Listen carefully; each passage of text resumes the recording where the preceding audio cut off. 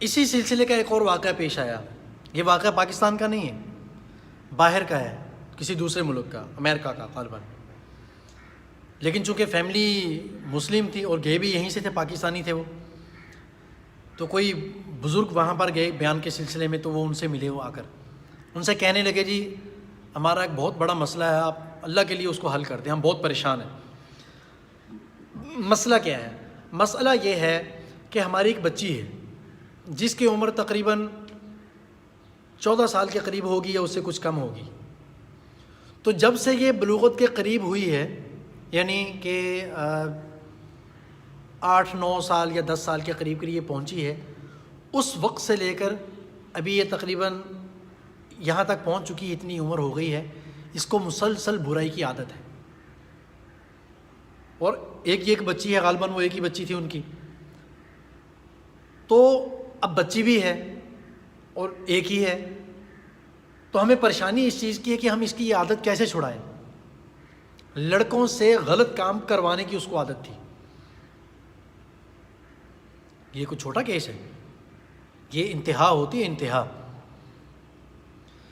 کہ اتنی چھوٹی عمر میں اس کو لڑکوں سے غلط کام اپنے ساتھ زنا کروانے کی، سیدھا بولوں میں، اس کی عادت پڑ گئی ہے. اس کو یہ چھوٹ نہیں رہی ہے، ہم کیا کریں، بہت مجبور ہیں. ہم اگر کس طریقے سے اس کو روکنے کی کوشش کرتے ہیں تو یہ کچھ چیزیں دیکھ لیتی ہے یا پھر خود کچھ اپنا کوئی نیا طریقہ نکال لیتی ہے کچھ کرنے کا.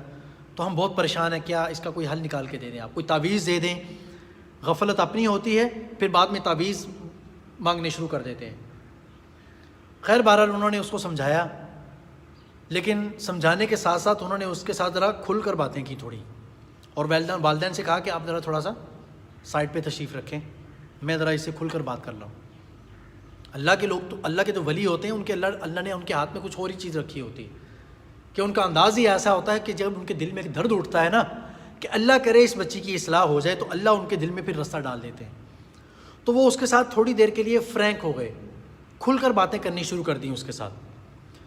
تو باتوں میں انہوں نے پوچھا کہ بیٹا دیکھیں، بات سنیں، اب ہماری آپس میں گپ شپ تو ہو گئی، اب ہم دوست ہیں، تو آپ مجھے بتائیں گی کہ یہ کب سے آپ نے سلسلہ شروع کیا اور کیوں کیا، وائی، ریزن کیا تھی اس کے پیچھے.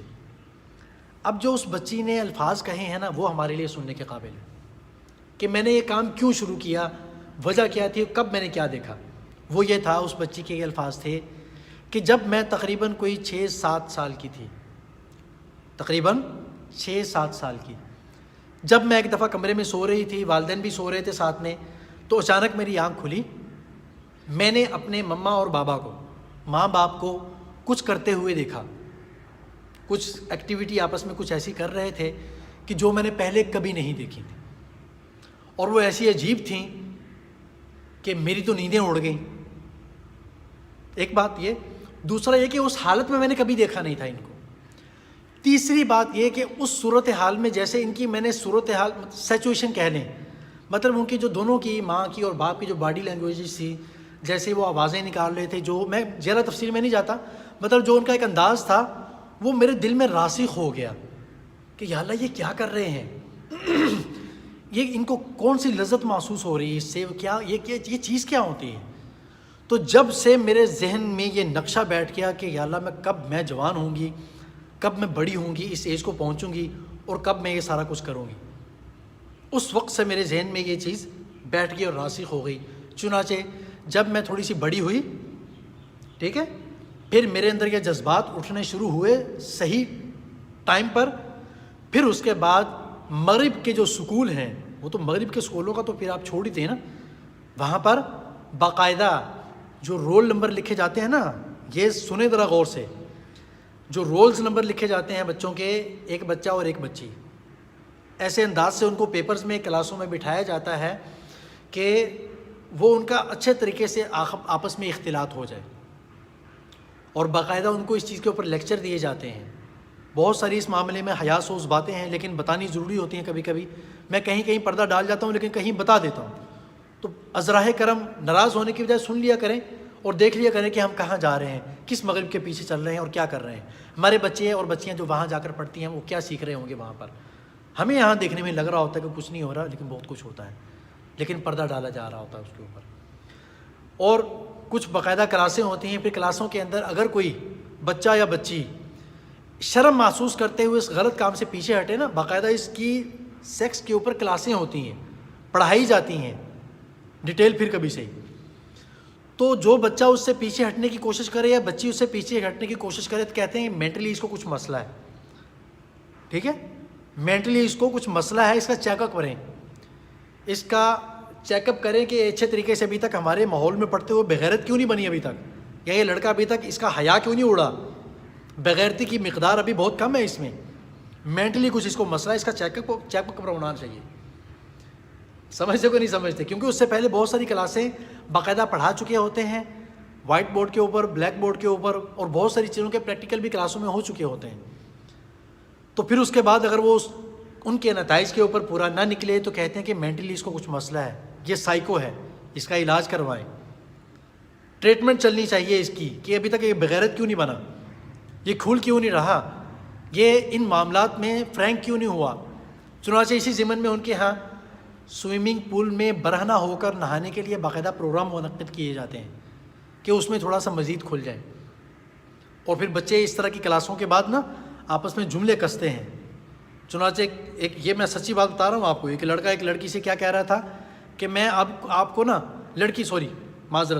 لڑکی لڑکے سے کہہ رہی تھی کہ میں اب آپ کو غبارے کے بغیر کچھ نہیں کرنے دوں گی، کیونکہ اس پر لیکچر سن چکے تھے پریکٹیکل باقاعدہ، انہوں نے اس میں لکھ کر کہیں وائٹ بورڈ پر یا اس کے اوپر جو پروجیکٹر لگا ہوتا ہے، پروجیکٹر کے پروٹریکٹر ہے کیا ہے، اس کے اوپر باقاعدہ بہت ساری چیزیں دکھا چکے تھے، اس کے فائدے اس کے نقصانات بتا چکے تھے.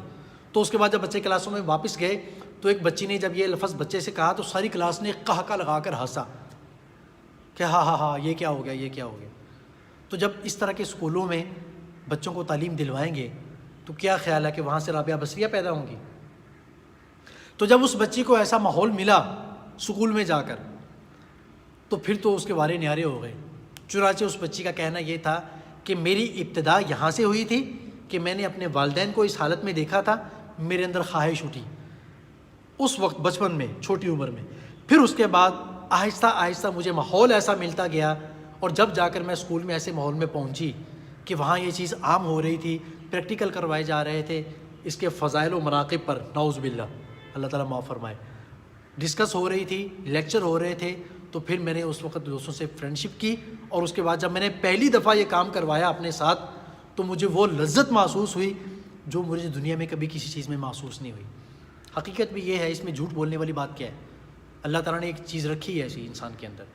تو جب وہ چیز مجھے محسوس ہوئی بس پھر اس کے بعد مجھے اس کی مسلسل عادت پڑ گئی، اور آج وہ دن ہے کہ میں نکلنا چاہتی ہوں مگر میں نہیں نکل سکتی، میں کیا کروں. شروع کہاں سے ہوا؟ والدین سے، اور نتیجہ کہاں جا کر نکلا؟ اسکول میں. ریزن کون بنا؟ ماں باپ اور ماحول. تو یہ دو چیزیں ایسی ہیں، ان کو آپ کنٹرول میں رکھیں گے انشاءاللہ آپ کی نسلیں سدھریں گی. یہ چیزیں کنٹرول میں نہیں رہیں گی ہماری نسلیں تباہ ہوتی رہیں گی. بات سمجھتے کہ نہیں سمجھتے بھائی؟ ان چیزوں کو کنٹرول کرنا ہماری ذمہ داری ہے، ہم ہی نے کنٹرول کرنا ہے. بعد میں رونے کا کیا فائدہ؟ اب پچھتاوے کیا ہوت جب چڑیاں چگ گئیں کھیت، کچھ نہیں ملے گا اس کے بعد. ایک دفعہ ہماری نسلیں برباد ہو گئیں تو سب کچھ ختم ہو جائے گا. بات سمجھے کہ نہیں سمجھتے؟